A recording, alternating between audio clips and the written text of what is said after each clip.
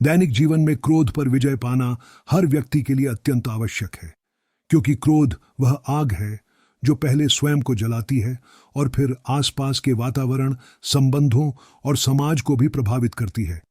बुद्ध ने कहा था कि क्रोध को पकड़कर रखना ऐसा है जैसे किसी दूसरे पर फेंकने के लिए जलते हुए अंगारे को पकड़ना। जलता तो आप ही हैं, और यह बात हमारे रोजमर्रा के अनुभवों में बिल्कुल सही उतरती है, क्योंकि घर परिवार, कार्यालय, सड़क या किसी भी सामाजिक स्थिति में हम अनगिनत बार ऐसी परिस्थितियों का सामना करते हैं जहां हमारी अपेक्षाएं टूटती हैं, हमें अपमानित किया जाता है, हमारा काम अधूरा रह जाता है या हमें किसी प्रकार का अन्याय दिखता है और हम गुस्से से भर जाते हैं। लेकिन बुद्ध के अनुसार क्रोध पर विजय तभी संभव है जब हम उसे समझें, पहचानें और उससे ऊपर उठकर जीवन को देखें। उदाहरण के लिए, यदि घर में बच्चा कोई चीज तोड़ देता है तो सामान्यतः माता पिता तुरंत चिल्लाने लगते हैं या सजा देते हैं। लेकिन यदि वे थोड़ी देर रुककर गहरी सांस लें, स्थिति का मूल्यांकन करें और फिर प्रेम से समझाएं, तो बच्चा भी सीखता है और माता पिता का मन भी शांत रहता है। इसी प्रकार यदि ऑफिस में कोई सहकर्मी गलती कर देता है तो क्रोध में आकर डांटने से स्थिति बिगड़ती है, जबकि यदि हम क्षण भर का विराम लेकर सोचें कि गलती हर किसी से हो सकती है और शांति से मार्गदर्शन करें, तो न केवल काम सुधरता है बल्कि संबंध भी मधुर रहते हैं।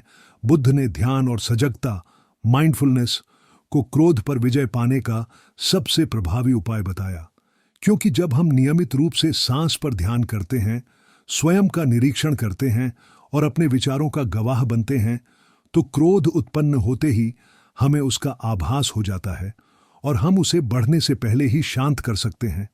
व्यावहारिक जीवन में इसके कई सरल उपाय हैं, जैसे कि गहरी सांसें लेना, क्षण भर का विराम लेना, क्रोध आने पर कमरे से बाहर चले जाना, ध्यान का अभ्यास करना, करुणा और सहानुभूति को विकसित करना, सकारात्मक वचन एफर्मेशंस दोहराना, हास्य का सहारा लेना, क्षमा करने की आदत डालना, लेखन जर्नलिंग करना और शारीरिक गतिविधियों जैसे योग, खेल या व्यायाम में उस ऊर्जा को बदल देना। उदाहरण के तौर पर, यदि ट्रैफिक में कोई गाड़ी गलत ढंग से आपके आगे आ जाए और आप क्रोध से भर उठे, तो तुरंत हॉर्न बजाकर गाली देने के बजाय यह सोचें कि शायद सामने वाला किसी आपात स्थिति में हो और इस क्षण को जाने दें। आप देखेंगे कि आपका मन हल्का हो जाएगा। इसी तरह यदि ऑफिस में बॉस ने डांट दिया, तो घर आकर परिवार पर चिल्लाने के बजाय अपनी डायरी में लिखें कि आपको कैसा लगा। इससे मन की भड़ास कागज पर निकलेगी और संबंध सुरक्षित रहेंगे। बुद्ध ने यह भी कहा कि करुणा और सहानुभूति क्रोध की जड़ को काट देती है, क्योंकि जब हम दूसरों के दुख और दृष्टिकोण को समझते हैं तो हमारे भीतर गुस्से की जगह दया और प्रेम भर जाता है। परिवार में पति पत्नी के झगड़े प्रायः छोटी छोटी बातों पर होते हैं, लेकिन यदि दोनों एक दूसरे की स्थिति को समझें, धैर्य रखें और थोड़ी देर बाद शांत मन से बातचीत करें, तो विवाद आसानी से समाप्त हो सकता है। बच्चों के साथ भी यही लागू होता है। क्रोध दिखाकर उन्हें डराने की बजाय प्रेम और संवाद से उन्हें शिक्षा देना अधिक प्रभावी होता है। बुद्ध ने कहा कि क्षमा करना क्रोध को समाप्त करने का सबसे शक्तिशाली उपाय है, क्योंकि जब हम किसी के प्रति गुस्सा रखते हैं तो हम स्वयं को ही दुखी करते हैं। लेकिन जब हम क्षमा करते हैं तो सबसे पहले हमारा मन मुक्त होता है। क्रोध के क्षणों में हास्य भी अद्भुत औषधि है।